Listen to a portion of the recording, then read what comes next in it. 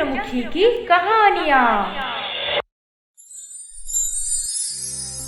Hello दोस्तों, ये कहानी शुरू होने से पहले अगर आपने हमारे चैनल को सब्सक्राइब नहीं किया है तो जल्दी से सब्सक्राइब करके बेल आइकॉन दबा दीजिए, क्योंकि हम आते हैं हर बार एक नए किस्से के साथ।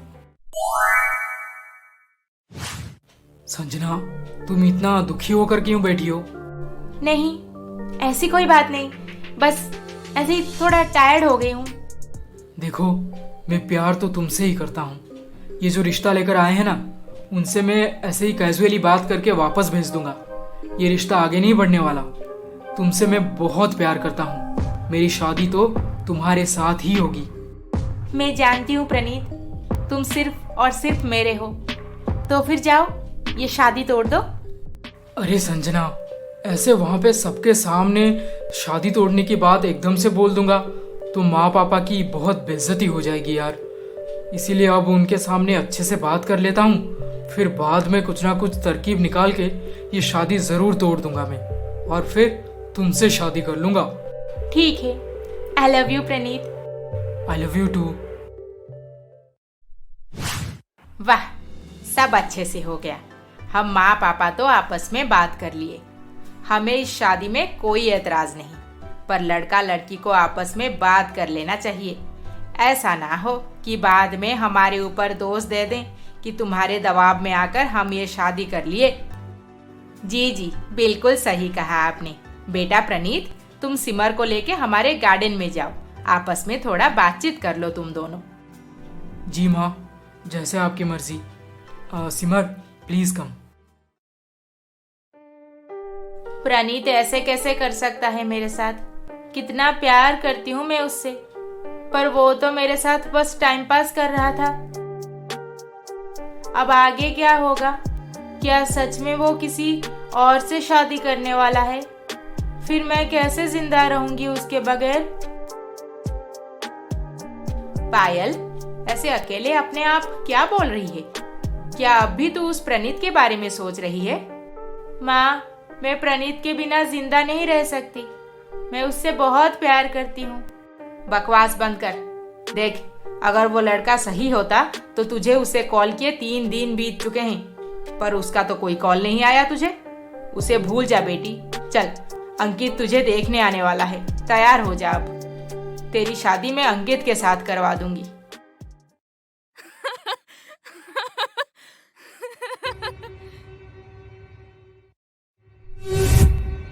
प्रणीत कब से उस सिमर के साथ हंस हंस के बात किए जा रहा है। लग तो नहीं रहा कि वो मुझसे प्यार कर रहा है और उससे शादी तोड़ रहा है। सिमर, यू आर सो ब्यूटीफुल। मैंने तुम्हें देखते ही अपना दिल खो बैठा। यू नो व्हाट, अब तक लाइफ में पढ़ाई को लेकर इतना सीरियस रहा, इतना बिजी रहा कि कभी किसी लड़की से प्यार व्यार करने का वक्त ही नहीं मिला। माँ ने शादी अरेंज किया, मैं बस माँ के हाँ में हाँ बोलता गया। अब देखो, माँ तो एकदम से एक परी को मेरे लिए ढूंढ लाई है। Thank you for your compliment. Praneeth, what's your plan for future? Life में खुशी से रहना है, टेंशन फ्री, बस इतना ही चाहता हूँ मैं। इसीलिए काम वाम को लेकर परेशान नहीं रहना मुझे। पापा का बिजनेस अच्छा खासा चल रहा है, बस उसके चलते मेरी लाइफ तो अच्छे से बीत जाएगी। फिर और क्या प्लान बनाना। फिर भी तुम्हें अपने दम पे कुछ नहीं करना? हाँ, क्यों नहीं, करना है ना। तुम्हें खुश रखना है। आई एम सॉरी, मैं ऐसे एक लड़के से शादी नहीं करना चाहती जो अपने लाइफ में क्या करेगा खुद क्लियर नहीं है। मैं चलती हूँ, bye, and yes, have an aim in life. Simar, Simar, अरे बात तो सुन लो। चली गई। हाँ, मैं जैसे इसके पीछे मरे जा रहा था। पता नहीं ये पायल क्यों इतने दिन से कॉल नहीं कर रही। खैर, संजना के पास जा रहा हूँ। सिमर के साथ घंटों से बात करता देख गुस्सा हो गई होगी वो। माँ, पापा, चलिए चलते हैं अब। पर बेटी, ऐसे अचानक से? टेंशन की कोई बात नहीं आंटी, मेरी बात हो गई है प्रणीत से। वो आपको सारी बातें समझा देगा। चलिए पापा, चलिए माँ।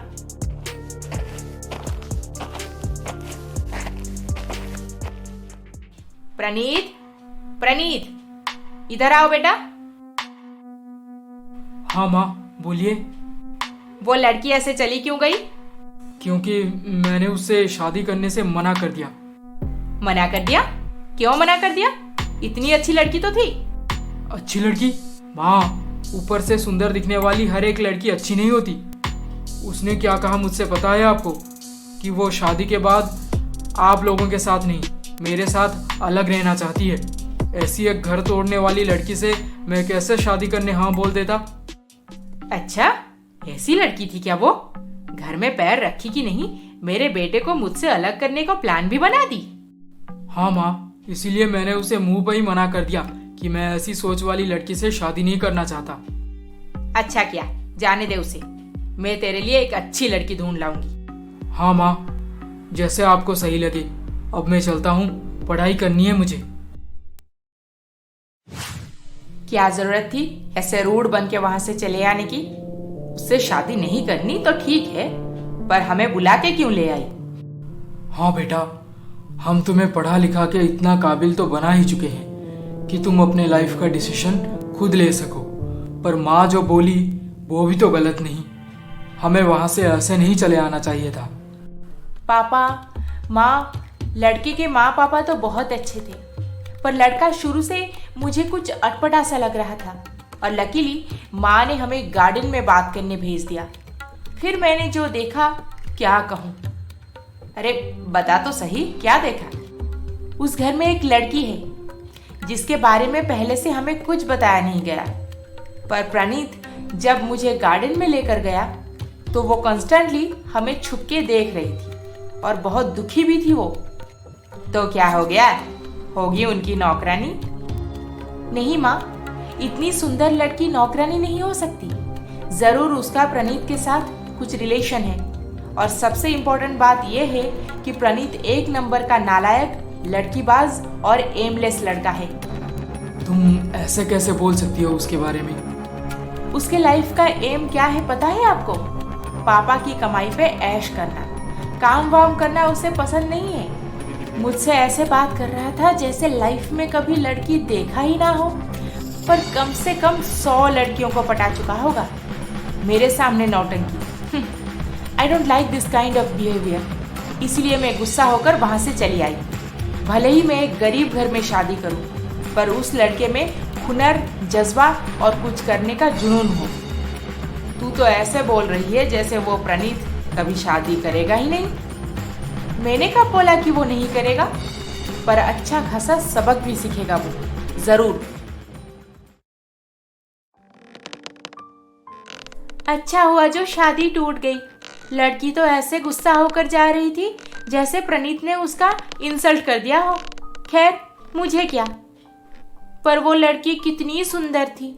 उसका हेयर स्टाइल एकदम मॉडर्न, कितना स्टाइलिश ड्रेस पहनी थी वो। मैं तो उसके जैसी कभी नहीं दिखूंगी। अरे संजना, ऐसे कैसे नहीं दिखोगी? तुम अरे ऐसे बिना नॉक किए यहाँ पे आ गए। मैं कुछ भी बोले जा रही थी। I am sorry. संजना, तुम बहुत सुंदर हो और तुम्हें उस लड़की के जैसे दिखना है ना। चलो अभी, चलो मेरे साथ। अभी? पर कहाँ? अरे चलो तो सही। उर्मिला, तुम्हें नहीं लगता कि प्रणीत आजकल कुछ ज्यादा ही संजना के साथ घुल मिल रहा है? हाँ, मैं भी वही देख रही हूँ। लड़की को तो कुछ याद नहीं।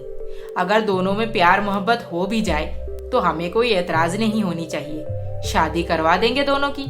प्रणीत जैसी घरेलू लड़की चाहता है, संजना तो ठीक वैसी ही है। दोनों खुशी से रहेंगे, फिर हम भी खुश। पर लड़की को अपनी पिछली जिंदगी याद नहीं। अगर याद आ जाने के बाद वो वापस चले जाने को बोलेगी तो? ऐसा कुछ भी नहीं होगा। आप खामोखा टेंशन ले रहे हैं। एक बार उनके बीच प्यार हो जाए तो बस, पिछली जिंदगी के बारे में कौन पूछता है।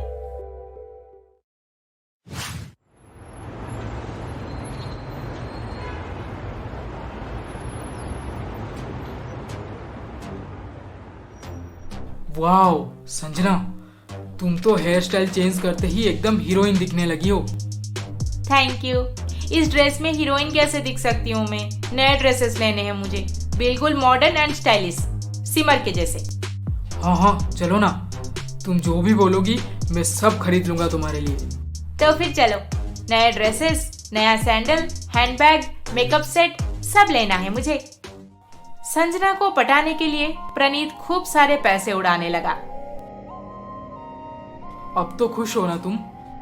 बहुत, थैंक यू प्रणीत। प्रणीत मुझे खुश करने के लिए कितने सारे पैसे खर्च कर दिया। लगता है ये सही लड़का है, इससे शादी करके मैं बहुत खुश रहूंगी। ऐसे ही कुछ दिन बीत गए। संजना और प्रणीत दोनों के बीच का प्यार बहुत गहरा हो गया था और अब प्रणीत चाहता था कि संजना का फायदा उठाया जाए, पर संजना तो शादी की आश लगाए बैठी थी। फिर वो कहाँ प्रणीत को अपने पास आने देती। संजना को पटाते पटाते और एक महीना बीत गया, फिर भी प्रणीत अपने प्लान में कामयाब नहीं हो पाया था।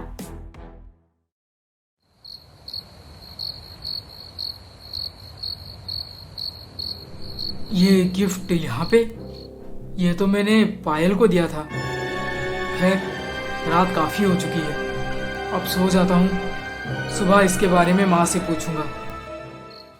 कुछ ही देर में प्रणीत सो जाता है और अचानक से आधी रात को